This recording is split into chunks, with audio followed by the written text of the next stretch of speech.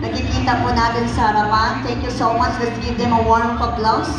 No? So, mas elegante tingnan ang ating competition because of the LED. Once again, let's give a warm applause to our candidate number 2.